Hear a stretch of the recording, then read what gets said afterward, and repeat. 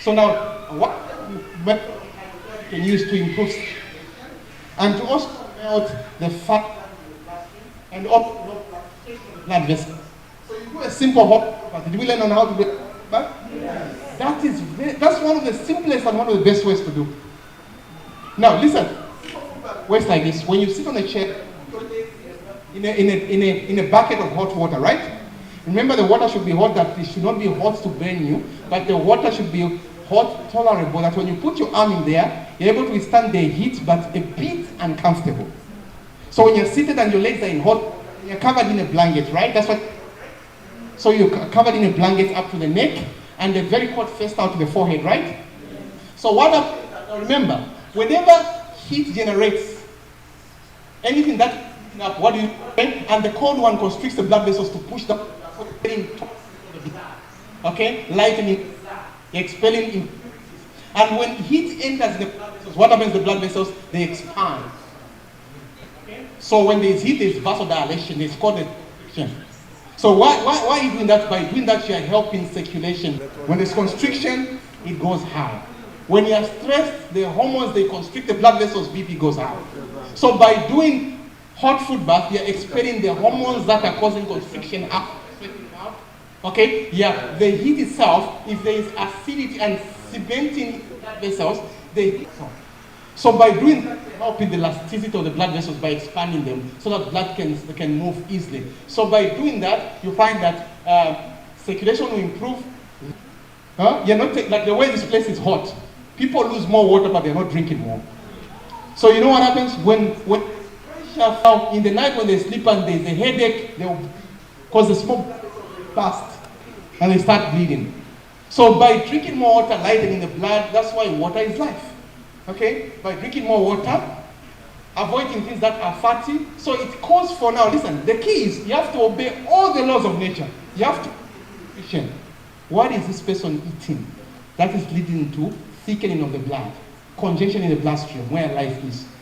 Now you go to how much water is this person taking? Every one of us here has got the level you can take depending on the size of your body. So depending on your height and the size of the body, there's an amount of water that you can take on a daily basis. So when you understand that, you know whether you're dehydrated or not, and you need to take more. Because every time I'm speaking, I'm losing vapor, that's water. I'm sweating, I'm losing water. I'm losing water. But how much are you putting in? So the more water you take, you're lightening the blood, you're cleansing the blood using water. You are increasing the level of blood, because that's why you see in the water, somebody is lacking blood. The first thing, they don't put you on Coca-Cola, they put you on a drip of water. Because water is the biggest component of blood. So you never see the hospital, somebody is sick and they say, no, give them Coca-Cola. No, the first thing is a drip of water, because your body will resolve just by taking more water.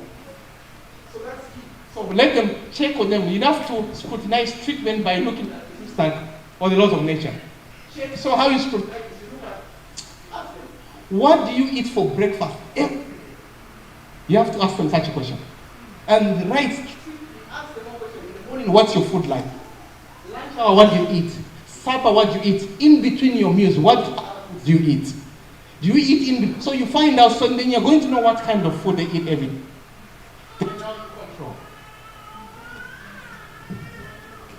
How we are going to deal with this now because of time.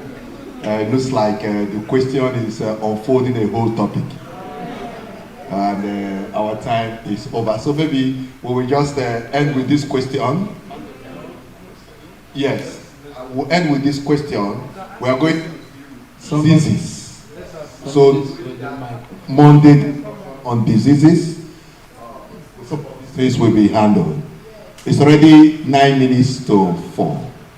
So what do we do?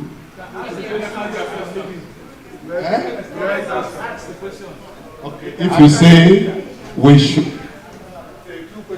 another one question. Let me see your hand. Okay. If you say, let me see your hand.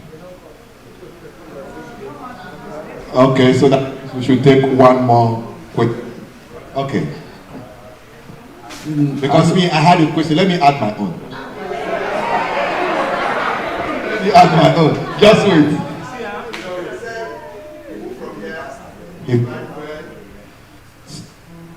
You buy, you will transport from here transport from here.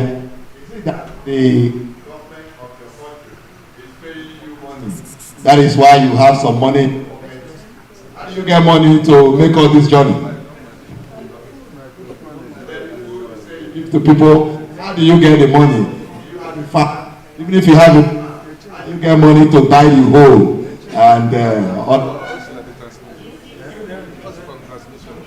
Now, Elder, teach you Matthew chapter 10. We've always moved on the principle of Matthew chapter 10. The principle of Christ is a key.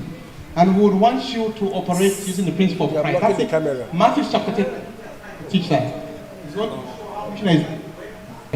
So Matthew chapter 10. So get ready for that. You will come and teach that either tomorrow or the other day. So that we know that's the only principle we teach mission, that we're not paid by the government. We're not paid by the church. We actually support the church in evangelism. That's what we do. But we learn from the principle of Christ. Okay? And I'll share more testimonies tomorrow. You see how Christ has worked. How many flying tickets he has paid, which you never paid in because going to the work. That's it. Thank you.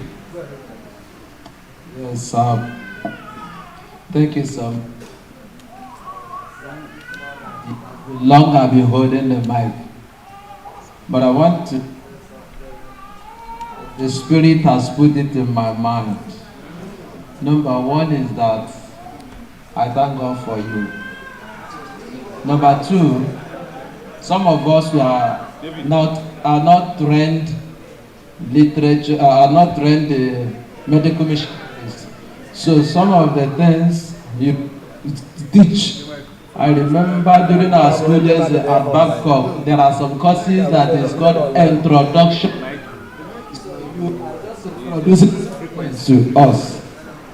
But by God's grace, what I want to add to the one day I was discussing with Elder Solomon Wejike. I had a voice, direct voice of God that told me medical missionary is the right arm of the ministry. I paused. I said, hey, Dad, look at what I had. Now, what I want to say is this. Please, some of the leaders here, some of the people here who can help out so that one medical missionary institution will be set up here, so that they don't do it. Some people will be trained to assist. My very self as a pastor, we are so much occupied. But if there is a place that we can be coming for part-time, I will also come. Let us begin it now. God will help us. Thank you so much, my pastor. That's very important. Now take note. Okay, I've seen your hand. Now listen, God has demonstrated the health message in a being. The head is Christ, the right arm is the health message, the left is like education, and this body is the gospel. So for this gospel to go, to open the door that the gospel can enter, is to educate through the left arm and the head, and that is just Christ. So it demonstrates through a human being.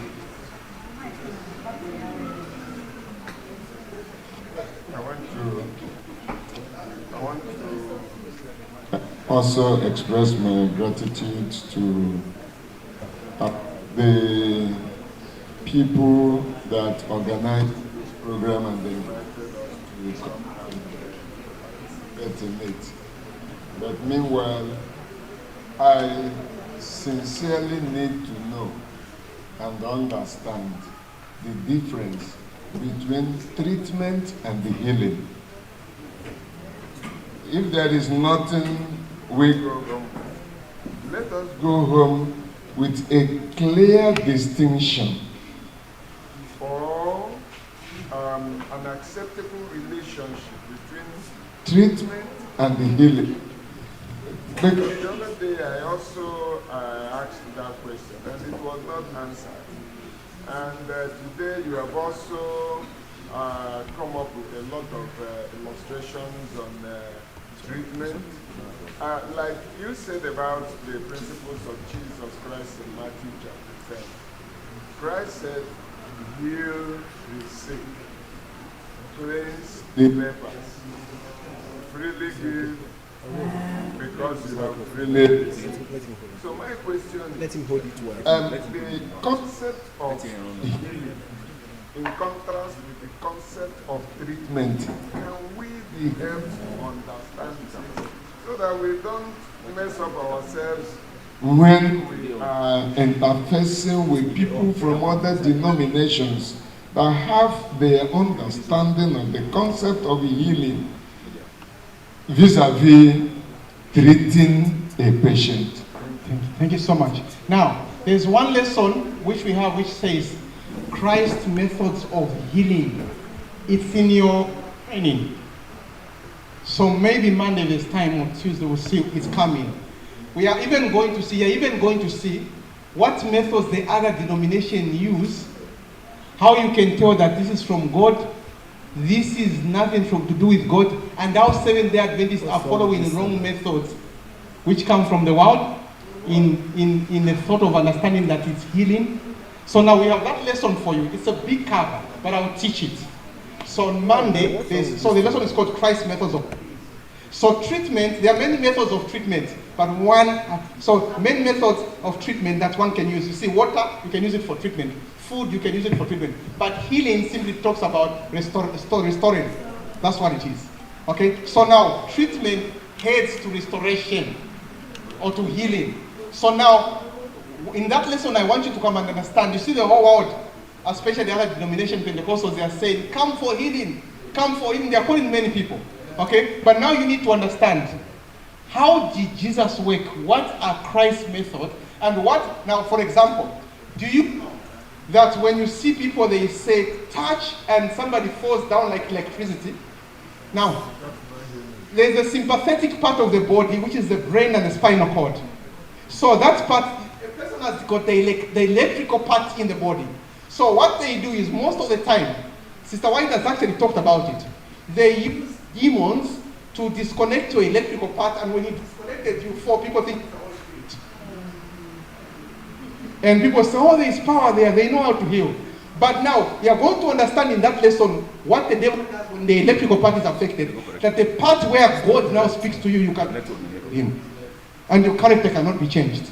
Now, that's the lesson I want Elder to come and share on Monday, so that you easily connect with what the world talks about healing and what God really talks about in says healing methods of Christ. Because there was this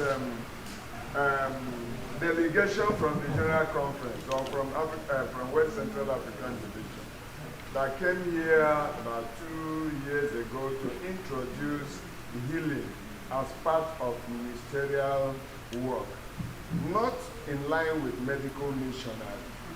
And the thing was greeted with a lot of resistance by our pastors in this part of the world. And so since that time, I still stand to say that that issue has not received the reconciliation. Because one, if the GC had asked the division, let this orientation be given to our pastors, so that when they go for evangelism, they go for this and that, they could be able to do this and that. Make some comments. You will offer the prayer. Thank you very much, and thank you for asking questions that are yet to be answered. In due time, those questions will be answered in Jesus' name.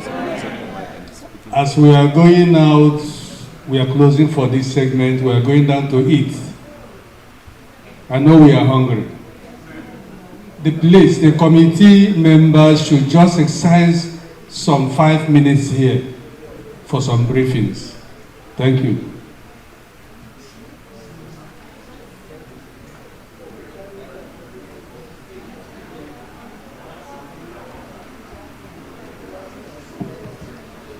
Hallelujah. The order coming from headquarters says we are ending for today. So when you eat, after eating, you go and do what? Relax.